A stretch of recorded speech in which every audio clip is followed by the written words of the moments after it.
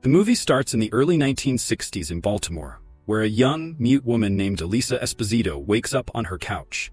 Her life is very routine. Every morning, she makes breakfast, takes a shower, and then relaxes in the bathtub. Before heading to work, she always stops by to check on her neighbor, Giles. Elisa works the night shift as a janitor at the OCOM Aerospace Research Center, along with her friend, Zelda Fuller. Elisa is a quiet, simple person who stays out of trouble. One night, the floor manager calls all the staff together and announces that the center will soon be receiving a very important new arrival. He explains that Dr. Richard Hofstetler has been appointed as head of the biology department and will be conducting several experiments on this new arrival. However, nobody knows that Hofstetler is actually a Russian spy. Soon after, the new arrival is brought in inside a pressurized tank, along with government agent Richard Strickland. Strickland is a strict and demanding officer, and he quickly takes control as the center's new chief of security. The staff go back to their regular tasks, but Elisa becomes curious when she hears strange growling noises coming from the tank. She sneaks a look and discovers that the new arrival is a strange creature. When she touches the tank, the creature becomes agitated and smacks the glass. The next night, Elisa and Zelda are taking out the trash when suddenly, the door of the lab swings open. Chief of Security Strickland steps out, his hands covered in blood. As scientists and medical staff rush to help him, Zelda pulls Elisa away from the chaotic scene. Later, during their dinner break, the two friends talk about what happened, but their conversation is cut short when the floor manager orders them to go clean the lab. When they arrive, they find the place in a terrible, bloody mess. Despite this, they begin cleaning up. As Elisa is mopping the floor, she spots Strickland's severed fingers on the ground and quickly puts them in a paper bag. While Zelda goes to find a manager, Elisa takes the opportunity to get a closer look at the creature. It's revealed that it's not just any animal, it's a human-like amphibian kept captive in a small tank. A few minutes later, when the manager arrives, Elisa hands over the paper bag containing Strickland's fingers. However, Elisa's curiosity about the strange creature grows stronger. It lives in water, just like her. There's a subtle connection forming. Elisa gently places an egg on the edge of the tank and gestures for the creature to take it. To her surprise and delight, the amphibian man calmly grabs the egg and then disappears back into the water. In the next scene, Strickland calls both Zelda and Elisa into his office.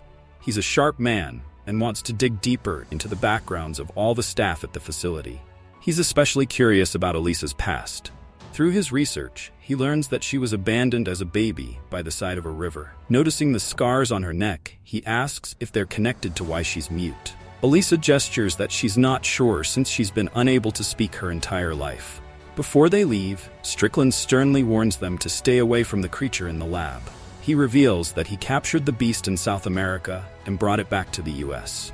He cautions them that while it might look somewhat human, it's still a dangerous monster. Despite his warnings, Elisa is fascinated by the creature and secretly visits it whenever the lab is empty.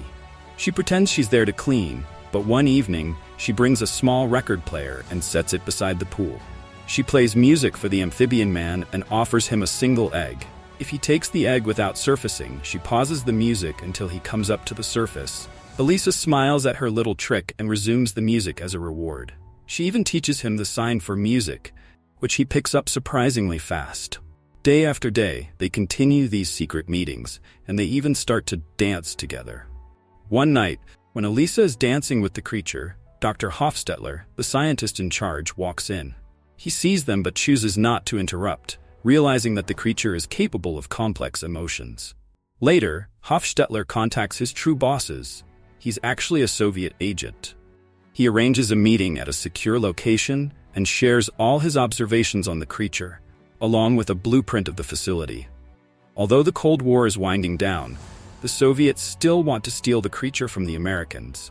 Hofstetler is frustrated and urges them to act quickly because he believes the creature is intelligent and can communicate. Meanwhile, Elisa keeps working, doing her usual laundry duties around the facility. While two technicians repair a security camera nearby, she overhears them discussing how to disable it if needed. This information sticks in her mind. Later, she sneaks into the lab and finds the creature, chained up and badly hurt. Elisa rushes to help the creature but hears footsteps approaching the lab. Panicking, she hides behind a desk and watches as Strickland enters. He goes straight to the creature and starts torturing it, leaving Elisa horrified. A few days later, a U.S. Army general visits Occam, where Strickland has arranged a presentation to showcase the creature. The general is shocked by its appearance and size. Strickland explains that he found the creature in the Amazon, where local tribes worshipped it as a god. Dr. Hofstetler, who's also present, mentions that the creature can switch between two different breathing systems, making it a unique specimen with huge scientific potential. As the presentation continues, Hofstetler notices that the amphibian man is struggling to breathe since he's been out of water for too long. He pleads with Strickland to put him back in the water, but Strickland ignores him and keeps talking. Eventually, the creature passes out and the soldiers rush to get him back into the pressure tank. Outside the lab, Elisa overhears the general telling the scientists that the creature will soon be killed and dissected. That night, she's desperate to save the creature and asks Giles for help. At first, he thinks she's joking, but when she tells him everything she's seen at the facility, he agrees to help. Giles knows Elisa well, and he trusts her because she's never lied to him. It's clear that Elisa cares deeply for the amphibian man because he sees her for who she really is, not as someone with a disability, but as a person. Meanwhile, Hofstetler meets with his Soviet contacts and informs them that the creature will be killed soon. The Soviets fear that if the Americans study the creature, they could gain a massive scientific advantage. So, they order Hofstetler to disable the facility's power and kill the creature himself. Back at home, Elisa and Giles finalize their plan to free the creature. Giles will disguise his vehicle as a laundry van, using fake documents to enter the facility on foot. Elisa, on the other hand, will disable the security cameras and use a laundry cart to move the creature out. Unbeknownst to them, Hofstetler is preparing poison to kill the creature. He's not happy about it, but he sees no other option. Later that night, when almost everyone has left, Hofstetler goes to Strickland's office and makes one last plea to spare the creature's life. But Strickland refuses, and they argue. During the argument, Hofstetler notices something unusual on one of the monitors. Elisa is seen tampering with a security camera. He suddenly recalls seeing her dance with the creature before. Realizing that she's trying to set the creature free, he decides to help her. Hofstetler heads to the lab where the creature is held, just as Elisa arrives with a laundry cart. To her surprise, Hofstetler hands her the keys to unlock the chains around the creature's neck and gives her a special mixture to put in the water to keep him alive. He also promises to cut the power, giving them 5 minutes to escape. Elisa frees the amphibian man and loads him into the cart.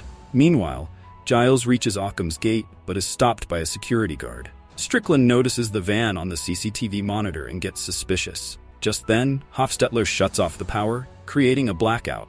As security scrambles, Zelda arrives near the lab and helps Elisa sneak the creature toward the loading dock. Hofstetler rushes to the main gate, knocks out the guard, and allows Giles to get to the dock.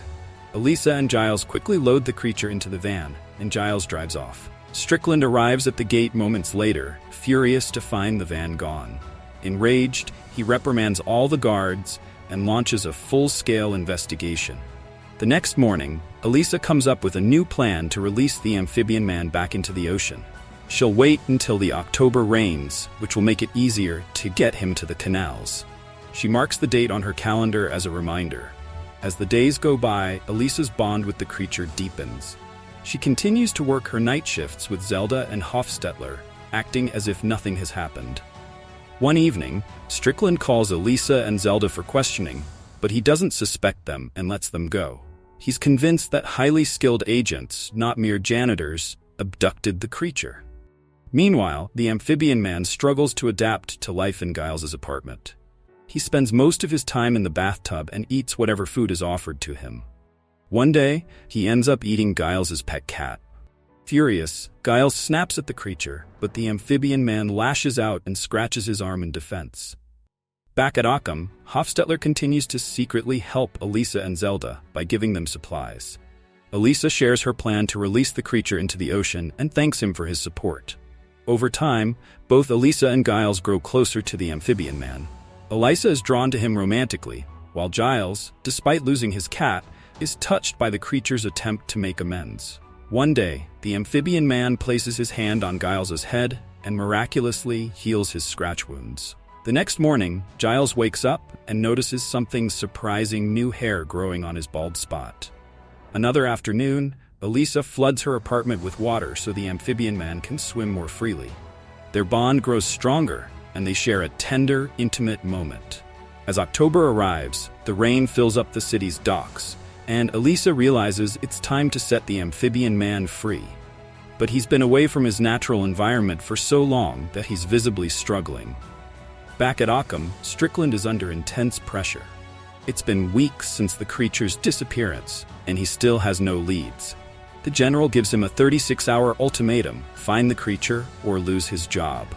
Desperate, Strickland starts to closely watch Hofstetler's movements. One afternoon, he follows the scientist to a secret meeting with foreign agents. Strickland realizes that Hofstetler is actually a Russian spy. He ambushes the meeting, killing everyone except Hofstetler. He then tortures the scientist for information about the amphibian man. Under duress, Hofstetler reveals that it was Elisa and the cleaning staff who helped free the creature. With this revelation, Strickland heads straight to Zelda's house to interrogate her. At first, Zelda refuses to talk, but Strickland intimidates her husband into revealing everything. Now knowing that Elisa plans to release the creature at the docks, Strickland rushes to her apartment, leaving Zelda and her husband shaken but unharmed. Zelda quickly calls Elisa to warn her that Strickland is on his way. Elisa and Giles prepare to leave for the canals to say their final goodbyes to the amphibian man. Just after they leave, Strickland storms into Elisa's apartment and sees the note on her calendar, revealing their destination. Elisa and Giles arrive at the canals, and they say a heartfelt farewell to the creature. But just as the amphibian man is about to dive into the water, Strickland shows up and shoots both Elisa and the creature. Giles, enraged, fights back and knocks Strickland down, giving the creature enough time to recover. Slowly, the amphibian man stands and turns his fury on Strickland. The once powerful security chief, now weakened and afraid, acknowledges the creature as a god. But it's too late. The amphibian man slashes his throat, ending his life. He then takes the unconscious Elisa and dives into the water. Once underwater, the creature uses his powers to heal her wounds. He places his hand on her neck, and her scars transform into gills, allowing her to breathe underwater. In the final scene, a voiceover from Giles reveals that Elisa and the amphibian man lived happily ever after, together in the water, free from the world above. Thank you for watching. Subscribe for more videos like this. Turn on notifications and leave a like to help the channel out.